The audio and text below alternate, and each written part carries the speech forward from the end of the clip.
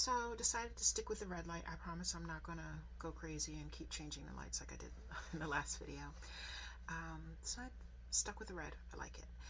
Anywho, I guess first things first, if you are new to my blog, you can find it at thoughts.roguerebels.com. That's R-O-G-U-E. Everybody always spells it rouge, not rogue. Anyhow, thoughts.roguerebels.com. Aptly titled Musings and Such. So tonight's excerpt, it's going to just be a small one, a really quick one. But here we go. One of my earliest memories was that of a faceless woman. Not that she didn't have a face, I just couldn't see it. What I could see was wild, dark hair that seemed to be as long as she was tall. She was thin, in white shorts and a t-shirt. She wore no shoes on her perfectly pedicured toes.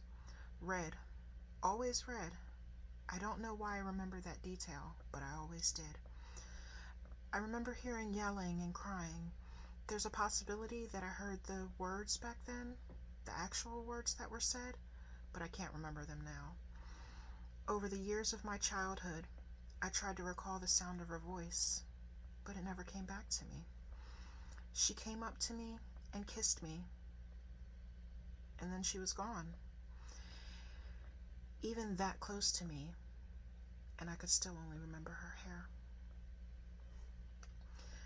I was a toddler, sitting on the floor playing with my toys, 2, maybe 3 years old.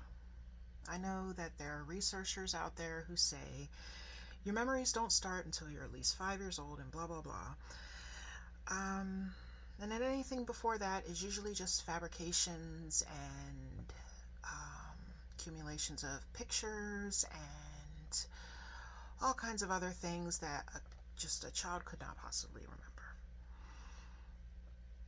Although I believe these to be the culmination, I can never say that word, culmination of multiple memories, I believe them to be true and untainted. And I'll explain. But first, who? Well, the woman in my memories was actually my mother. January of 1987 was the last time I would see her or hear her voice until I became an adult. My father had taken me from her. Well, it's a bit of an understatement. He actually kidnapped me, and pretty violently. Well, I'm not going to go into detail about that because it's not my story to tell. But I'd never seen a picture of her, nor did I even know her name. Not at the time, anyway. The only thing I had of her were the shadows of her memories, but I knew they had to be true.